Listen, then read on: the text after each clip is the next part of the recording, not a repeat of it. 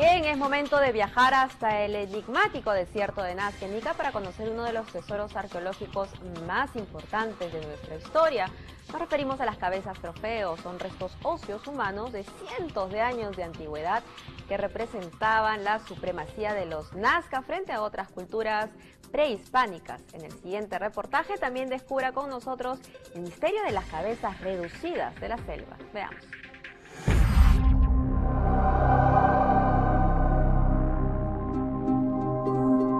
Mientras algunos pierden la cabeza por amar la historia, ellos pues la perdieron por sus dioses. El cerebro va a ser sacado a través de una ampliación del foramen magnum. ¿Un niño en un combate ritual? ¿O simplemente era un niño que pasaba por ahí? Aún conserva sus rasgos, ¿no? Tiene las pestañas, las cejas. Hasta tiene barba. Otras quizá quisieron parecerse a sus dioses. En este caso observan ustedes el alargamiento del cráneo, ¿no?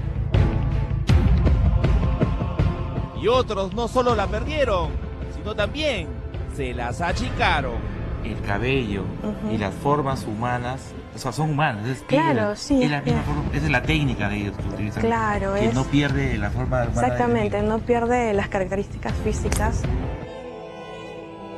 Conozca esa parte de la historia de algunas culturas precolombinas donde cortarle la cabeza al enemigo era casi una muestra de amor a los dioses. Con ustedes, las famosas cabezas trofeo.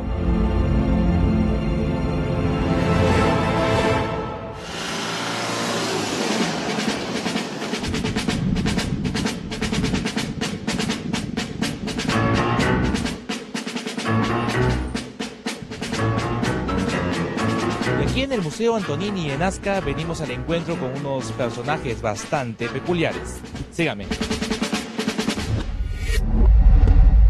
Nos encontramos en este museo a cargo de Giuseppe Orefici, un incansable investigador italiano que nos habla sobre esta macabra costumbre de los antiguos nazquenses, cabezas momificadas de hace más de 1000 años atrás y que hoy nos cuentan más de una historia. Entonces, aquí podemos hablar de cabezas que han sido cortadas a personas que eran conscientes de lo que estaba pasando.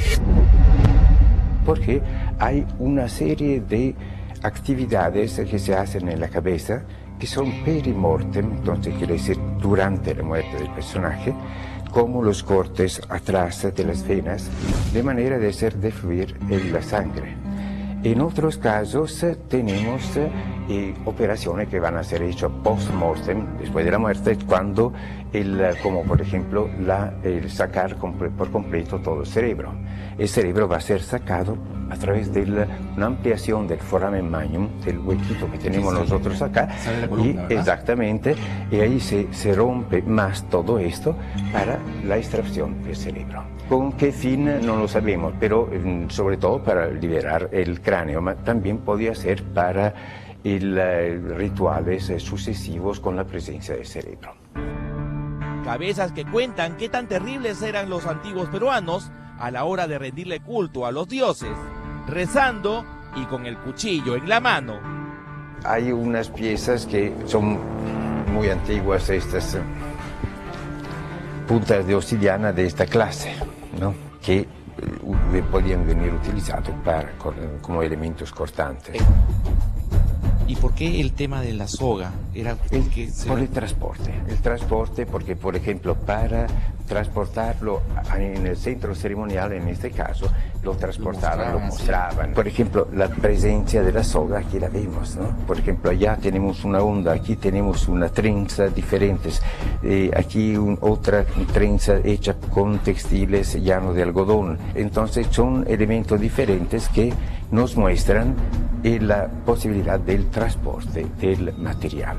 Ya sea en obras textiles como en la cerámica, la costumbre de cortarles la cabeza a los hombres, mujeres y hasta niños era quizá una actividad más común de lo que pensamos. Y ahora lo que me llama mucho la atención es que también hay una cabeza trofeo de un niño. Bueno, ahí podríamos estar hablando ya a nivel de propuestas, de interpretación. Un niño en un combate ritual, tendríamos que revisar mejor el contexto de los enfrentamientos, si estos participaban, ¿no? O simplemente era un niño que pasaba por ahí, o era parte del ritual, ¿no?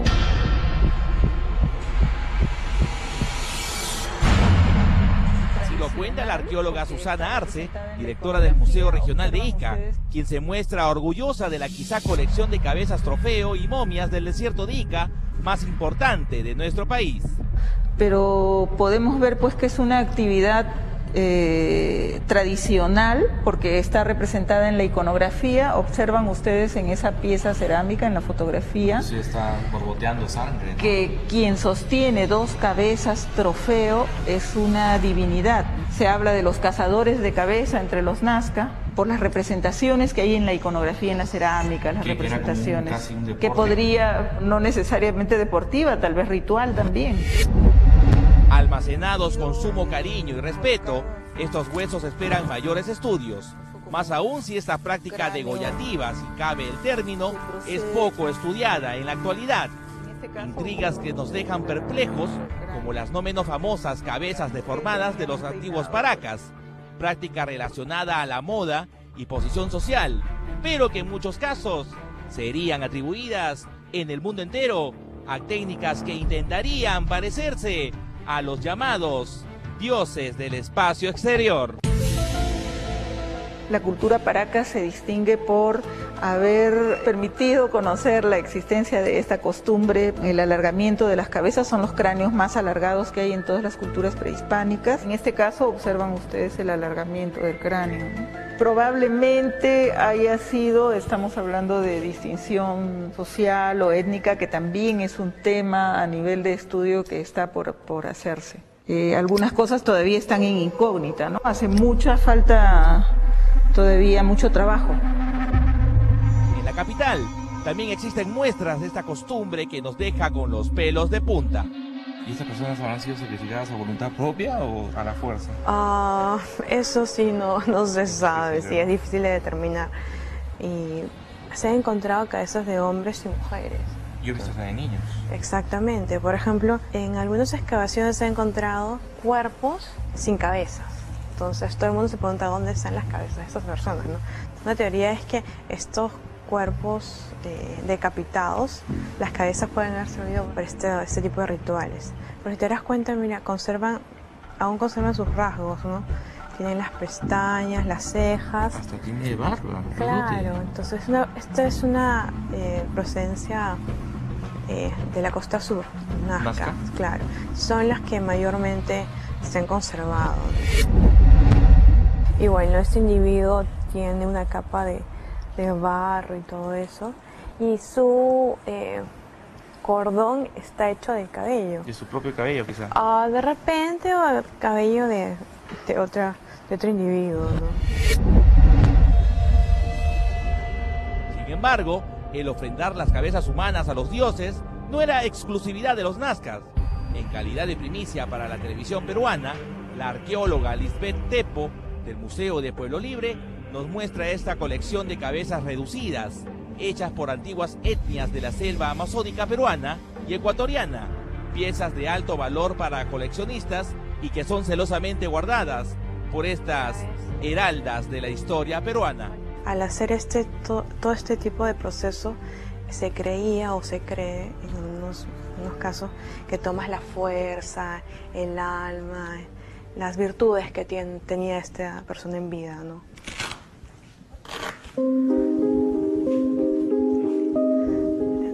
Acá las tenemos bien guardaditas porque es un material bastante delicado, ¿no? La piel es un material que se deteriora bastante rápido. Entonces, es una pieza bien delicada porque su composición es piel, nada más. ¿Te das cuenta? Esta cabeza aún conserva los rasgos del individuo, ¿no? El cabello, las orejas, las cejas, las pestañas. Y lo característico de estas cabezas es que les cosen la boca. Pueden ser cosidas o atravesadas con... ¿Por qué motivo? para que cuando estén delante de sus dioses no digan quién ha sido la persona que les hizo este tipo de... ¿Quién hizo el daño? Exactamente, ¿no? ¿Quién los puso en esa condición? A ver, quiero que el público televidente sepa bien esto. El cabello y las formas humanas, o sea, son humanas. Es claro, sí. Es la misma forma, esa es la técnica de ellos que utilizan. Claro, que no pierde la forma humana. Exactamente, no pierde las características físicas del individuo, ¿no? ¿Y cuál es la base? ¿Qué tiene adentro? En realidad no tiene nada, simplemente es hueco. Es cóncavo, ¿no? Es hueco, sí. Sí, es hueco. En algún momento puede haber tenido algún tipo de relleno, no sé, arena o algún tipo de ceniza para tener un poco más de consistencia, ¿no? Luego de despellejar la cabeza de estos hombres, eran hervidos con hierbas y minerales de la zona para lograr reducir su tamaño, pero nunca perdiendo sus facciones originales. En la época de las misiones que venían a hacer evangelizar y las fiebres por el caucho o explotar las riquezas en la Amazonía, desaparecían las personas.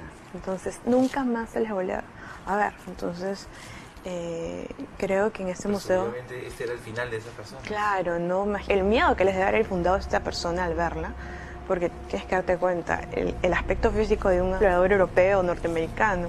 Entonces, porque tienes rasgos, no tiene rasgos amazónicos, ¿no? Entonces, por el bigote, la barba. Claro. Y si te das cuenta, por ejemplo, estos hilos son los que cosen la boca, ¿no? En algunos casos, mira, tiene las super pestañas que tiene, bueno, que se engrandecen más por el efecto de la reducción. Claro. Si la historia cobra vida en los museos, pues las momias, los huesos y la expresión de los antiguos peruanos que intentan sobrevivir en el tiempo, pues son una clara muestra de lo fascinante que puede resultar nuestro pasado. Guardemos respetuoso silencio y pues atrévase a perder la cabeza por nuestra historia.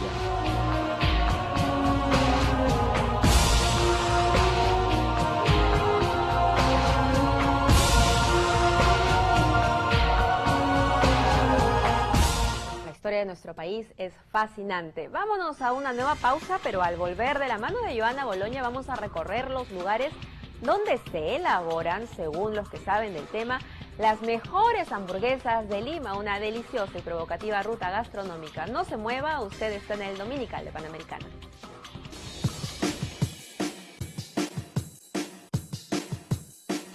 Nos morimos de hambre y por eso se nos ocurrió hacer la ruta de las hamburguesas. Así como obviamente no puedo estar sola en esta ruta, traje a mi media mitad. Esto, Oriana Cicconi, ¿cómo estás? Estoy emocionadísima.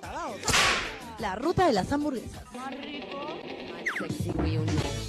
Hoy degustaremos una Juicy Lucy. Para tomar. Tenemos milkshake, tenemos gaseosa. ¿Cuál quieres? Quiero todo.